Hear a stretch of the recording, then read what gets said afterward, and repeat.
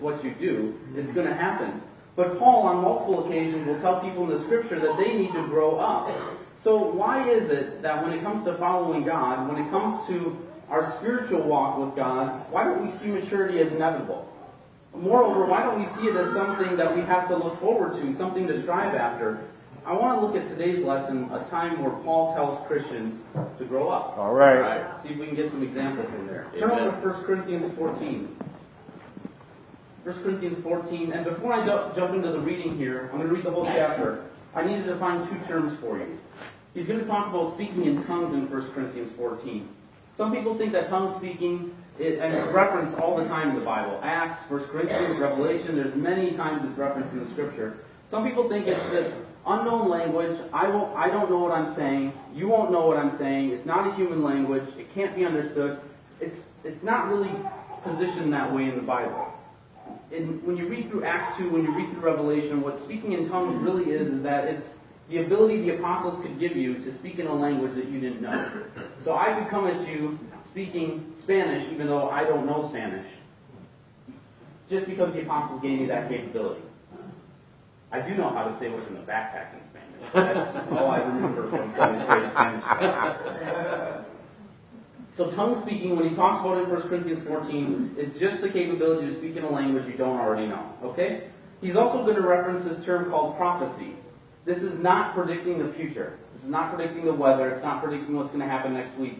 This is about talking or speaking God's word directly through a miraculous gift. You got to remember, the people that he's writing to don't have the Bible completed yet. They have to have some way to know what God wants them to do. And the apostles could give you a gift and say, I'm going to give you this gift of knowledge or this gift of prophecy. And so God can tell you his will directly, as opposed to you being able to just turn to 1 Corinthians and read what it was. All right. Amen. So this was a miraculous gift that was going on at that time.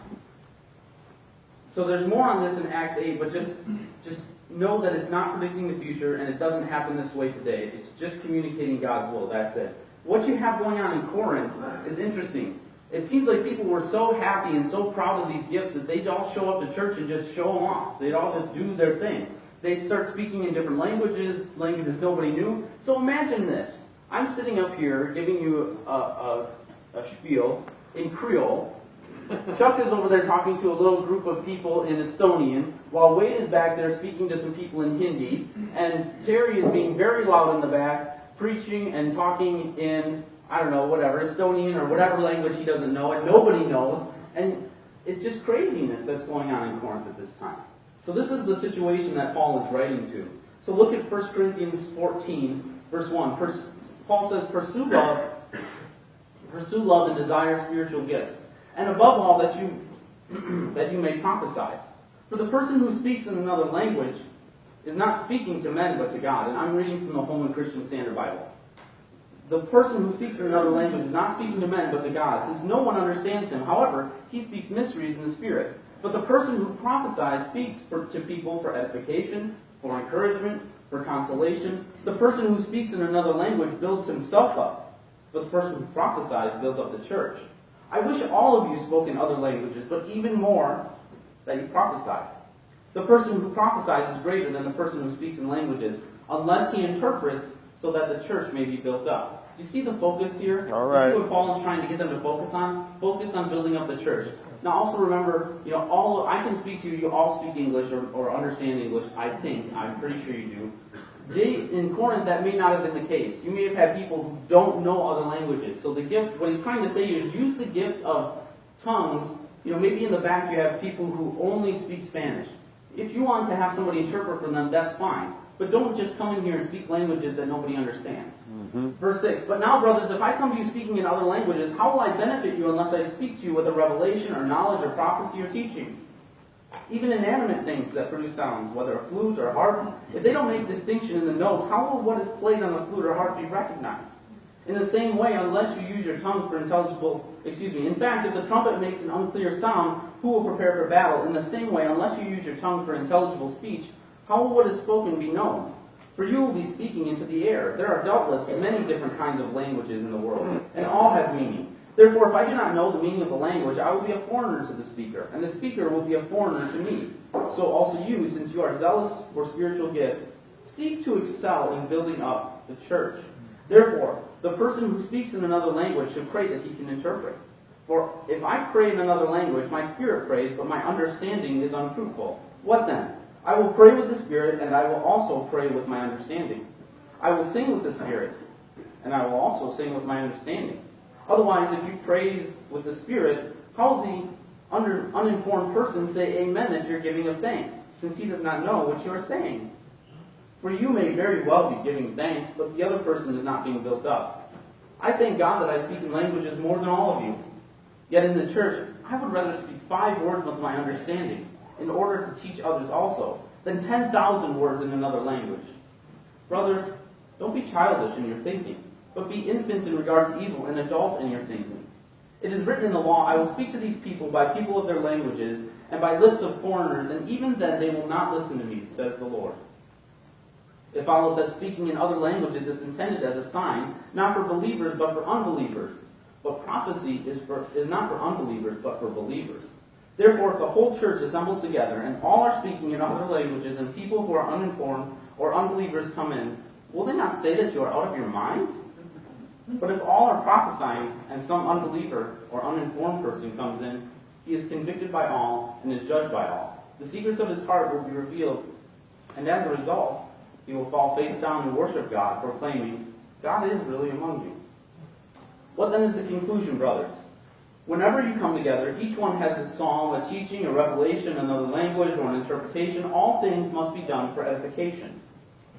If any person speaks in another language, there should be only 2, or at most 3, each in turn, and someone must interpret. But if there is no interpreter, that person should keep silent in the church and speak to himself and to God. 2 or 3 prophets should speak, and others should evaluate. But if something has been revealed to another person sitting there, the first prophet should be silent. For you can all prophesy one by one, so that everyone may learn and everyone may be encouraged, and the prophets' spirits are under control of the prophets, since God is not a God of disorder, but of peace. As in all the churches of the saints, the women should be silent in the churches, for they are not permitted to speak, but should be submissive, as the law also says. And if they want to learn something, they should ask their own husbands at home, for it is disgraceful for a woman to speak in the church meeting. Did the word of God originate from you, or did it come to you only? If anyone thinks that he is a prophet or spiritual, he should recognize that what I write to you is the Lord's command. But if anyone ignores this, he will be ignored. Therefore, my brothers, be eager to prophesy, and do not forbid speaking in other languages. But everything must be done decently and in order. Amen. You read through these, and it's interesting to me the things that Paul points out. I put together a couple lists. First, he only says 3 or 4 things not to do. He says, don't build yourself up. And this is interesting. You see this actually sometimes when you have somebody who's new to speaking or even in Bible class sometimes. Somebody will feel like they have to give you basically every Bible fact that they've ever learned, and they've just got to throw all of it on the table. They tend to build themselves up, whether it makes sense to the lesson or not. They just have to keep throwing things out there. Don't focus on building yourself up. Don't speak to the air. Don't teach in the church if you're a female. Don't be childish. But then he gives a list of, I have 14 things that you should do. Speak to your brethren for edification. Speak to them to encourage them. Speak to your brethren to console them. Build up the church. Seek to excel in building up the church. Pray with understanding. Sing with understanding. Amen when someone gives thanks. Infants, be infants in regard to evil. Be adult in your thinking. Do all things for edification. Evaluate what's being said in the church. If you're a woman, ask your husband at home if you have a question. And lastly, do everything in the church decently and in order. Amen. All right. It's a lot of principles that we're given in this chapter. It's pretty amazing. But it's not a detailed list. This is what's interesting to me. Paul here doesn't tell the Corinthians, this is exactly how I want your church service to run. He leaves a lot of things up to their discretion.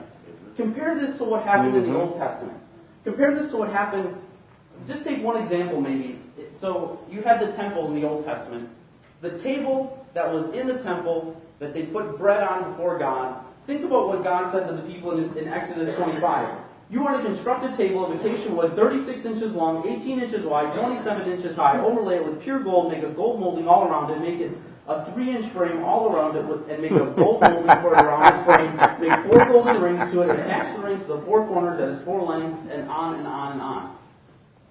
He told you exactly what to do. Amen. To the T. You can't, not 37 inches, 36 inches. But he doesn't do that in the New Testament. Paul, in the middle of this discussion, says, grow up. Be adults. This is not necessarily just a lesson about what to do as a congregation. This is a lesson about how we're supposed to act as Christians. Mm-hmm. Amen. Look over at Hebrews chapter 5.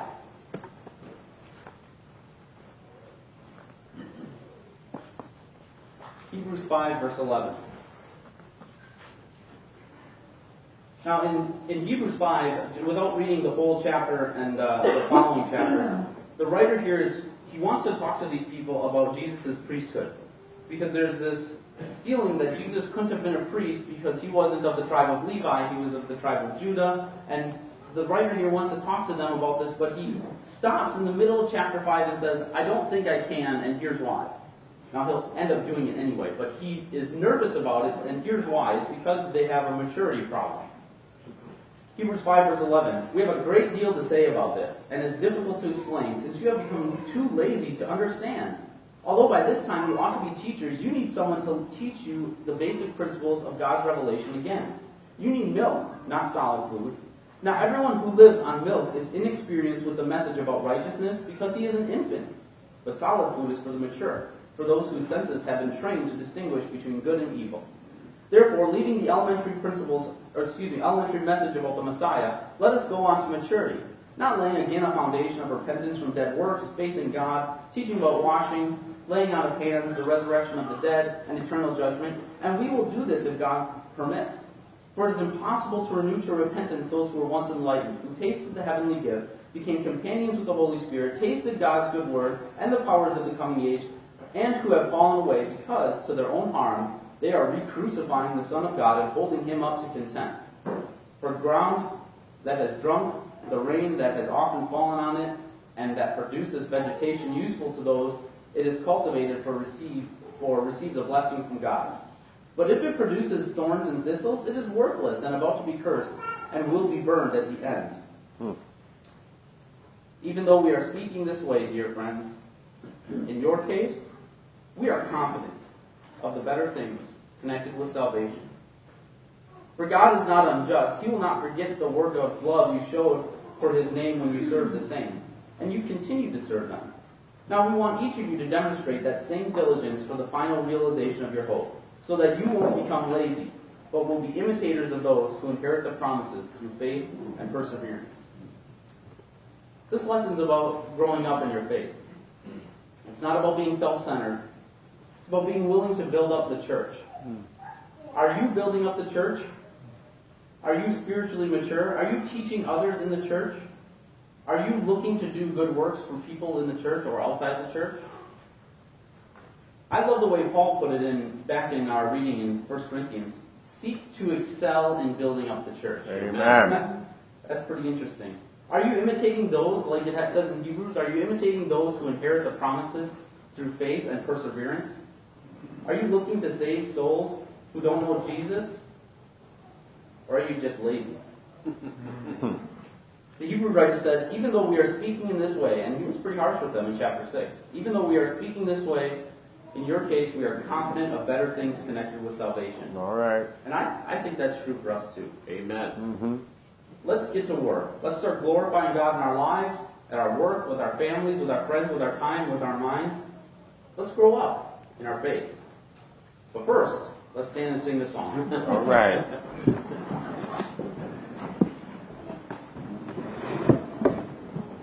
Number 3.